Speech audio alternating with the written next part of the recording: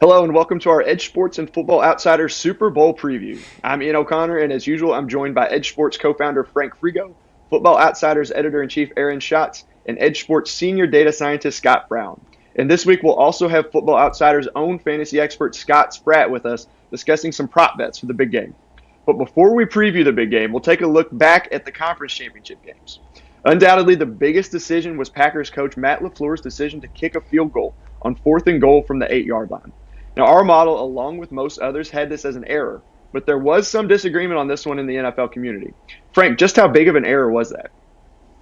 Well, in sheer magnitude, it doesn't seem that big. We had it at 3%. But the problem is Green Bay's overall win probability was already so low at this point. We had them just below 11% that the relative difference is actually pretty significant. So at a moment, it's such a pivotal moment of the game when you've only got 10 or 11% in win probability and you drop it to by 3%, it's actually a pretty significant amount of what you had. So this was a really controversial decision. Lots of folks have been talking about it, and we looked at it up, down, and sideways, and it seems like a pretty clear error that Matt LaFleur should have had Rodgers go for this. The path he took was a difficult parlay to pull this game out, and definitely a mistake. And Coach Matt LaFleur was our coach of the year, and he was third, I believe, in overall CCI, which is decision making. So it just goes to show, even those great coaches, sometimes they tense up and they make the bad decisions. But the AFC Championship game also saw some interesting decisions from Bills coach Sean McDermott, who was top 5 in our coach rankings as well. Now, Buffalo opened the game with a 4th and short field goal before taking a 9-0 lead early. But in Chiefs playoff fashion, they stormed back with 21 straight second quarter points.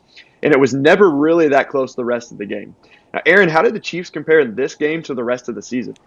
Well, pretty simply, this was the best game that the Chiefs played all year. If you adjust for the quality of the opponent, the Chiefs had their best DVOA of the year, their best offensive game, and their second best defensive game after week 3 against Baltimore. And like we talked about last week, they've really turned the corner, flipped a switch in the playoffs after it seemed like they struggled a little bit throughout the season. And so now on to the Super Bowl itself. It's the kid versus the GOAT. The Kansas City are defending champions. Many expected them to be here for pretty much the whole season. The Buccaneers have been near the top of your DVOA ranks since week 4, so it's really not a huge surprise to us to see them there. And for the first time in NFL history, a team will play the Super Bowl in its home stadium. So Aaron, these are obviously two very good teams. So what will you be looking for on Sunday? Well, it's hard to figure out exactly how to judge this on the top line because Tampa Bay is the number 1 team in DVOA if you include the playoffs. That's both for the whole season and in the weighted ratings that give more strength to recent games. Kansas City is 5th, but they would be 3rd if you took out the Week 17 game where they sat their starters. Nonetheless, there's a clear difference between the two that would suggest favoring Tampa Bay. The problem is this Kansas City flip the switch theory, which we've talked about, I believe, in the previous previews. And that's the idea that Kansas City was sort of lying in wait all year, that they would take large leads in games and then not try that much in the fourth quarter, which is why they had so many close wins, but that once the playoffs came, they were going to turn it on. And the numbers sort of back up this theory. First of all, Kansas City was terrible with a 2-score lead in the fourth quarter of games. Like they all of a sudden went from one of the best offenses in the league and a good defense to a terrible defense and a bad offense. The other thing is they've had their best games in the last 2 games, not including the time when Chad Henne played quarterback in the divisional round. They've been at their tippy top of their game. So that would lean towards the idea of picking Kansas City in this game. But nonetheless, I think Tampa Bay is overall a little underrated by people because they've been so good this season despite having 5 losses. And one of the most talked about matchups in this one isn't really a matchup, but everyone knows it's Mahomes and Brady. They'll never be on the field at the same time, but that's still the talk of the game. But both of these quarterbacks are also among the best in the league. So which defense has the better chance in this one? Well, Tampa Bay has the better defense, and in particular, they have the better front 7 and defensive line. That's the strongest argument for Tampa Bay in this game.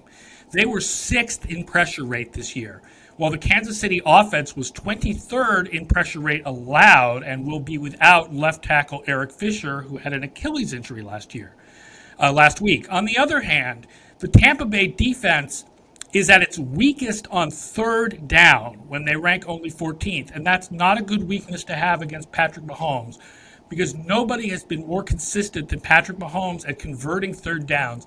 Kansas City has been number one on offense on third down for 3 straight years. Yeah, and you mentioned the injury to Eric Fisher. We saw the Buccaneers pressure Aaron Rodgers pretty consistently last week without his All-Pro tackle, David Bakhtiari. How much do you think that is going to affect the Chiefs in this one? I think they're going to get to Mahomes even by rushing just 4. So here's the situation. Brady, in general, takes less pressure than Mahomes does, partly because of their styles of play, partly because of their offensive lines. But Mahomes is much better under pressure. Mahomes was the number 2 quarterback in the league under pressure this year. Brady was near the bottom of the league. You also have to watch out for blitzes. Tampa Bay blitzes very heavily, and we know that Mahomes absolutely destroys the blitz. Kansas City also blitzes a lot, but Brady had trouble with the blitz this year. In particular, when these two teams met in week 12, he averaged only 3.7 yards per play against big blitzes of 6 or more, and both of his interceptions in that game came against the blitz. Yeah, so we should definitely expect a lot of quality play on the field. Obviously, it's the Super Bowl, 2 of the best teams left. But when it comes to coaching from the sidelines, as we saw in last year's Super Bowl, coaching can make a huge difference in a game's outcome, especially when it comes to those fourth down decisions. Frank, we've been answering questions the last few weeks about these remaining coaches. We know what Reed brings to the table, but can we say the same for Arians? Well, last week I thought there was a pretty big discrepancy between coaches, but Arians really didn't face any difficult fourth down decisions. Brady kind of kept him out of those choices. I think, again, this week we've got 2 coaches where Reed, he finished 6th in our CCI rankings for these fourth down decisions. He's been pretty consistent with them all season. As we've seen already in the playoffs and last year, he's not afraid to make the difficult choices at the really crucial moments.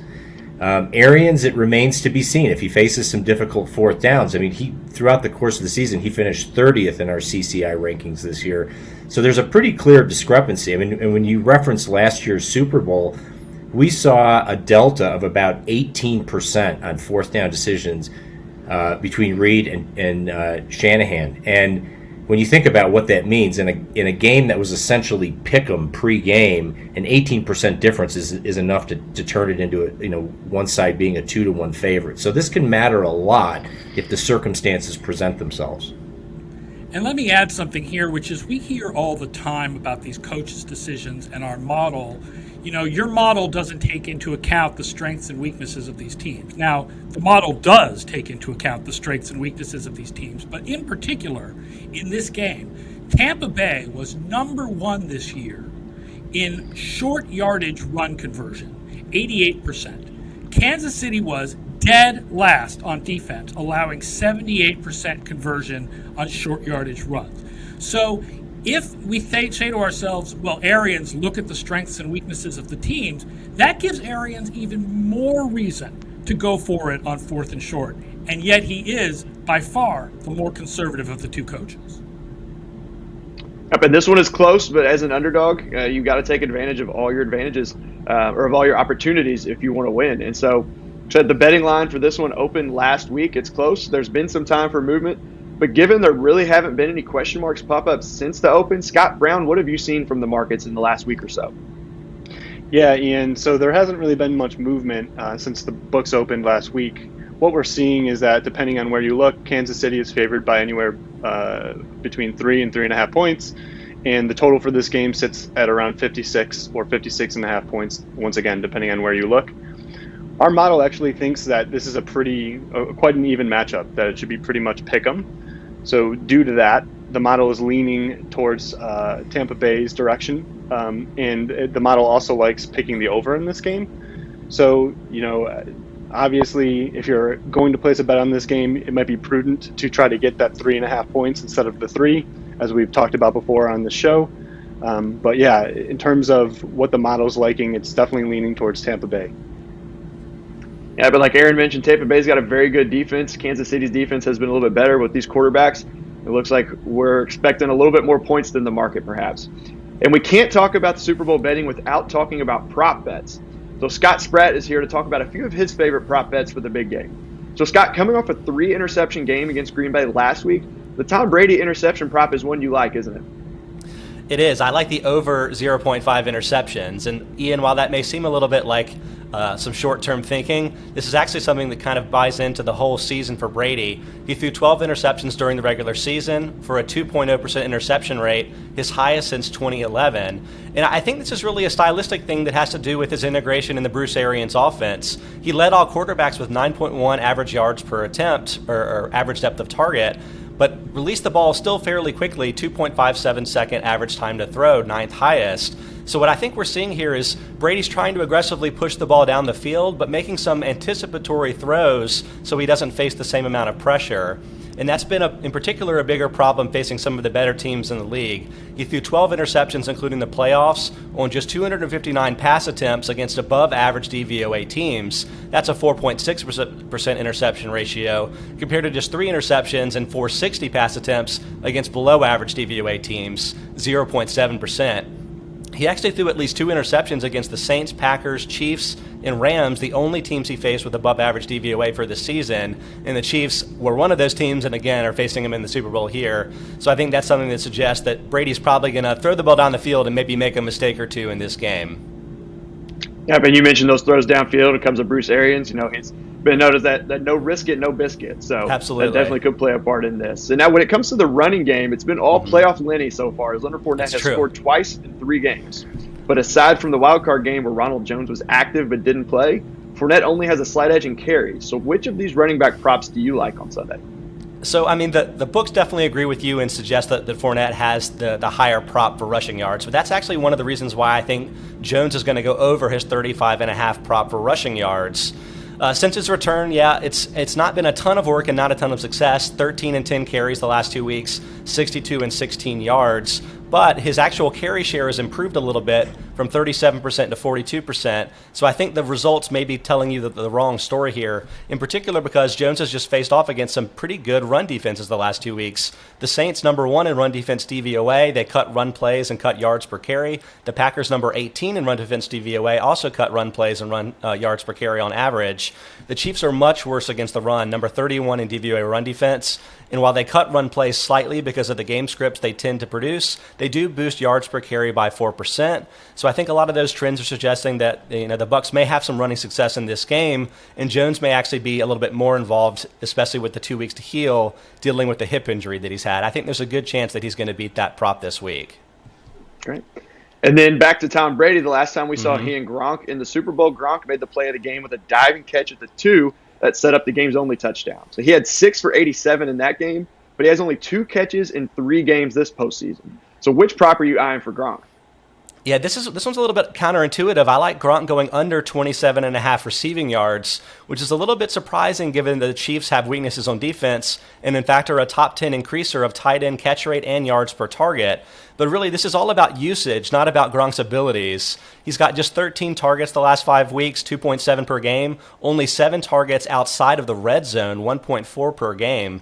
So the Bucs have really been relying on Gronk a lot more heavily as a blocker, keeping him in and running Cameron Brate. Brady's actually run more pass routes and seen more targets over the last 5 weeks. And while Gronk will probably be a heavy user in the red zone this week, that's not going to necessarily lead to a ton of yardage. And so I think it's prudent to go with the under there for Gronk this week, even if the Bucs end up having success. And then I understand there's one more that you like in this game that's not necessarily player specific, right? Absolutely. There's so many fun props. You can bet on how long the anthem's going to be. You can bet on the Gatorade color. This one's a little bit more statistically leaning, but kind of one of those sillier type of props. I really like the Tampa scores first and Chiefs win the game prop at plus 300 in a lot of places. The Chiefs have famously come from behind a lot. I mean, all 3 of their playoff games last year en route to a Super Bowl win, they did it. Brian Knowles, a Football Outsiders writer, pointed this out on his Scramble for the Ball prop bets preview on footballoutsiders.com. The Chiefs have allowed their opponents to score first 11 of their 17 games this season, not even counting Week 17. And obviously, they only went on to lose one of those games. So it's been a little bit of a thing for the Chiefs. And while that may not be something that necessarily you would expect to repeat all the time, it does make some sense. It's kind of like in a basketball game. The better team is probably going to win the game, but it could still easily be 6-6 or 12-12 early. early when there have only been a few possessions. It works that way in football too. And so while the Chiefs are so explosive offensively, it doesn't guarantee that they're going to pull ahead early, even if they can come behind late. So I think that's a really fun prop bet that kind of follows some of the recent trends. I like Tampa to score first, but the Chiefs to come back and win. Yeah, thanks, Scott. And speaking of winning the game, it's now time for us to make our picks. And I think only Frank has his original Super Bowl pick left. So once again, we'll make our picks against the spread and straight up. And this week, we're going to add our score prediction as well. So, Aaron, why don't you start us off? Well, I did have Kansas City in the Super Bowl in my original pick, so I'm going to go with them to win the Super Bowl. But, I mean, I feel like this is as close to the line as you can get. I'm going to pick Kansas City 34-31. So if I was forced to pick against the spread, I would probably be picking Kansas City with a spread of 3 and Tampa Bay with a spread of 3.5. That's how close I think this game is to the actual spread. And Frank, how about you? Yeah, so I'm going to subscribe a little bit to the flipping the switch theory that Aaron talked about earlier. When you look at these teams across the whole season and our simulation, this figures to be a very, very tight matchup for all the reasons that were mentioned. But I am going to put some stock in the coaching matchup here. I think it could make a difference this time. And I just feel like Mahomes is going to really cut loose. So I'm going to do a bit of an outlier and say Kansas City wins this game 35-21. And I also like picking Kansas City in this game. I think they're really going to show up and flip the switch, as Aaron mentioned. I like them against the spread as well. My score prediction is Kansas City 28, Tampa Bay 17. And while I think the Chiefs may have flipped the switch offensively, I'm not sure that their defense is going to have much success stopping the Bucs offense either. So I landed a lot closer to Aaron with a 34-30 Chiefs victory. Yeah, but I'm like Aaron. I had the Chiefs in the Super Bowl. I had Green Bay as the winner, but I'm going to stick with the Chiefs now. I'm going to say they're going to win it, and I'm going to take them against the spread, whether it's 3 or 3.5. I'm going to say Kansas City 31-24. So that'll do it for our Super Bowl 55 preview. And with these quarterbacks in this historic matchup, we're guaranteed to have a great game. So, guys, thanks for joining me, and y'all thanks for joining us throughout the playoffs, and enjoy the big game.